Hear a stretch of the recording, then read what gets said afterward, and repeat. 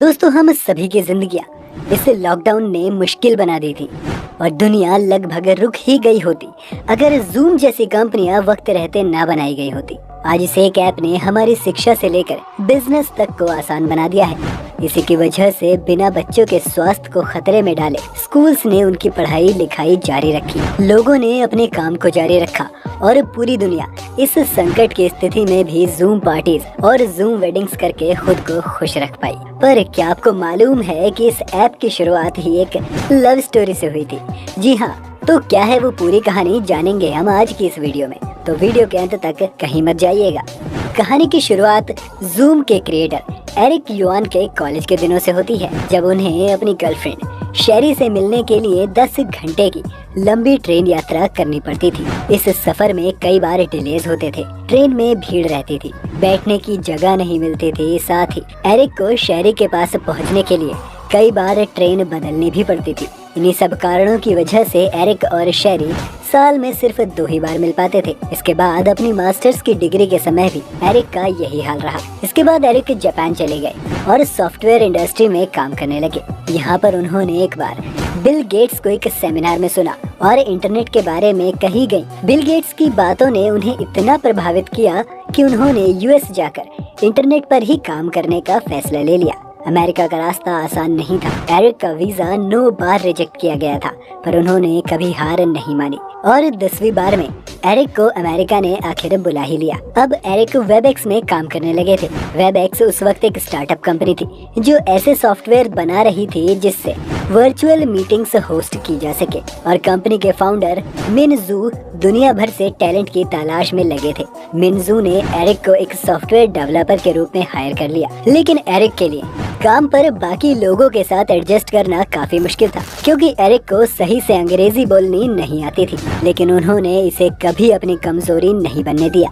इसी बीच वेबएक्स से पहले ही माइक्रोसॉफ्ट ने नेट मीटिंग्स लॉन्च कर दी, जिसमें लोग वर्चुअल मीटिंग्स कर सकते थे, और ये हर विंडोज ऑपरेटिंग सिस्टम के साथ एक फ्री टूल के रूप में लोगों के लिए उपलब्ध था।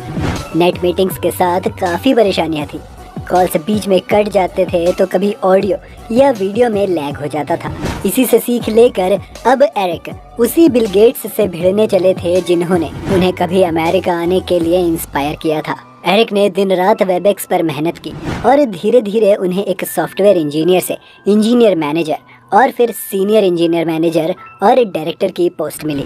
फिर एरिक के सीनियर डायरेक्टर रहते हुए साल 1999 में वेबएक्स को लॉन्च किया गया, जिसमें 6 लोग एक साथ मीटिंग अटेंड कर सकते थे। साथ ही लैग से बचने के लिए वेबएक्स ने मीडिया टोन नाम से अपना एक प्राइवेट नेटवर्क बनाया था, जो उन्हें माइक्रोसॉफ्ट के सॉफ्टवेयर से कई ज्यादा बेहतर बनाता था। वेबएक्स के मार्केट में आते ही हर तरफ उसकी तारीफ शुरू हो गई और एक ही साल में वेबएक्स का रेवेन्यू 25 लाख डॉलर से बढ़कर 2.5 करोड़ डॉलर तक पहुंच गया। साल 2001 में हुए 9/11 के प्लेन हाईजैक और ट्विन टावर्स पर हमले के बाद लोगों के काम के सिलसिले से अमेरिका आना कम हो गया, जिससे वर्चुअल मीटिंग्स के लिए मार्केट बन रहा था। अब वेबएक्स ने अपने शेयर बेचने शुरू किए और देखते ही देखते उनके शेयर के रेट $14 से $58 तक पहुंच गए और उन्होंने माइक्रोसॉफ्ट को भी पीछे छोड़ दिया था। वेबएक्स का पूरे मार्केट शेयर पर 65% का हिस्सा था, जबकि माइक्रोसॉफ्ट का महज 19%। सब कुछ अच्छा चल रहा था, लेकिन एरिक को अभी भी कंपनी में किनारे किया जा रहा था। फिर 2007 में सिस्को कंपनी ने वेबएक्स को $3.2 बिलियन में खरीद लिया। सिस्को का ध्यान जब एरिक पर गया तो उन्होंने एरिक को सिस्को के इंजीनियरिंग डिपार्टमेंट का वीपी नियुक्त कर दिया। 2010 आते आते स्मार्टफोन्स का दौर आ चुका था और अब लोग वेबएक्स को अपने फोन पर भी इस्तेमाल करना चाहते थे, पर वेबएक्स कभी फोन के लिए नहीं बना था। जब इसे फोन के लिए बदला गया तो इसमें एक परेशानी ये थी कि वेबएक्स पहले ये डिटेक्ट करता था कि वो किस डिवाइस से ऑपरेट हो रहा है, आईफोन, पीसी या एंड्रॉयड, और जितने यूजर्स होते थे उतना ही वक्त इस काम में लगता था, जिस वजह से वेबएक्स में लोगों ने लैग का सामना किया। एरिक ने सिस्को में बैठे अपने सीनियर से कई बार कहा कि वेबएक्स का सॉफ्टवेयर बेस 12 साल पुराना हो चुका है और उन्हें अब एक नया सॉफ्टवेयर शुरू से बनाने की जरूरत है। पर सिस्को का सारा ध्यान नई लॉन्च हुई फेसबुक जैसी कोई सर्विस बनाने पर था, जिस वजह से किसी ने उनकी बातों पर ध्यान नहीं दिया और 1 साल तक यूं ही कोशिश करने के बाद उन्होंने शेरी से बात की। शेरी अब उनकी पत्नी बन चुकी थी और उनके साथ अमेरिका में ही रह रही थी। उन्होंने शेरी को अपना आइडिया सुनाया, साथ ही ये भी कहा कि वो नहीं चाहते कि उनकी तरह बाकी लोगों को भी इस कदर एक दूसरे से दूर रहना पड़े। शेरी उनकी बात समझ गई और उन्होंने एरिक के नौकरी छोड़ने के फैसले का समर्थन भी किया। एरिक को अपने नए प्रोजेक्ट के लिए फंडिंग की जरूरत थी, लेकिन कोई भी इन्वेस्टर तैयार नहीं था। इसके बाद एरिक ने अपने दोस्तों से मदद मांगी और उनमें से एक दोस्त ने उन्हें डैन शिनेमन से मिलवाया।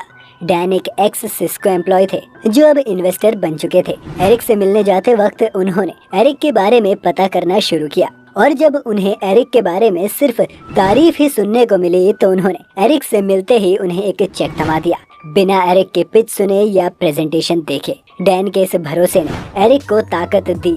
साथ ही डैन ने कई और लोगों को भी एरिक की कंपनी में इन्वेस्ट करने के लिए मना लिया। $30 लाख की फंडिंग के साथ एरिक ने 2011 में जूम की शुरुआत की, जिसमें HD वीडियो कॉन्फ्रेंस के साथ साथ 15 लोगों के लिए मीटिंग स्पेस था। साथ ही यूजर्स अपने फेसबुक और गूगल अकाउंट से भी लॉगिन कर सकते थे। 2012 में जूम को स्टैनफोर्ड यूनिवर्सिटी ने अपने डिस्टेंस लर्निंग प्रोग्राम में शामिल कर लिया था और अगले साल जूम ने पार्टिसिपेंट की लिमिट बढ़ाकर 100 कर दी थी। साथ ही मोबाइल स्क्रीन शेयरिंग और मीटिंग रिकॉर्ड करने वाले फीचर्स भी ऐड कर दिए। इस सब के बावजूद भी जूम को इस्तेमाल करने वाले सिर्फ 20,000 एक्टिव यूजर्स थे और जूम को आगे बढ़ने के लिए ज्यादा पैसों की जरूरत थी। पुराने इन्वेस्टर्स ने हाथ खड़े कर दिए, लेकिन बिल टाई नाम के एक इन्वेस्टर ने एरिक पर भरोसा दिखाया और खुद के साथ साथ याहू के को फाउंडर जेरी यांग को भी इन्वेस्टमेंट के लिए मना लिया। दूसरी बार एरिक अलग अलग जगहों से $1.25 करोड़ का इन्वेस्टमेंट जुटाने में कामयाब हो गए और इस बार जूम ने बुलंदियां छुई। 2014 में उनके यूजर्स बढ़कर 1 मिलियन हो चुके थे। 2015 में उन्होंने 10 मिलियन लोगों को अपने साथ जोड़ लिया था और 2016 आते आते ये नंबर बढ़कर 40 मिलियन यानी 4 करोड़ तक पहुंच गया था। 2017 में सिक्वोया नाम की कंपनी ने जूम में इंटरेस्ट दिखाते हुए $100 मिलियन की बड़ी इन्वेस्टमेंट कर डाली और उसी साल जूम की कुल मार्केट कैप 1,000 करोड़ तक पहुंच गई, जहां 2017 में उनकी कमाई $6 करोड़ थी। वहीं 2018 में ये बढ़कर 15 करोड़ तक पहुंच गई थी। ये सभी कुछ जूम ने लॉकडाउन से पहले ही हासिल कर लिया था। यानी ये कहना गलत है कि जूम की सक्सेस के पीछे सिर्फ लॉकडाउन का ही हाथ है। पर हाँ, ये बात तो सही है कि लॉकडाउन के बाद 2020 में जूम दुनिया का सबसे ज्यादा डाउनलोड किया जाने वाला ऐप बन गया और ये सब शुरू हुआ एक लड़के से जिसे मालूम था कि अपनों से दूर होने का दर्द क्या होता है। आपको क्या लगता है कि जैसे जैसे लॉकडाउन के बाद अब चीजें खुलनी शुरू हुई हैं, तो अब धीरे धीरे जूम का मार्केट सिकुड़ कर खत्म हो जाएगा? अपनी राय हमें कमेंट सेक्शन में लिखकर जरूर बताइएगा। साथ ही अगर आपको वीडियो पसंद आया हो तो वीडियो को लाइक करें और चैनल को सब्सक्राइब करना बिल्कुल ना भूलें। अभी के लिए इतना ही। आपसे मुलाकात होगी अगली वीडियो में। आपका बहुत बहुत शुक्रिया।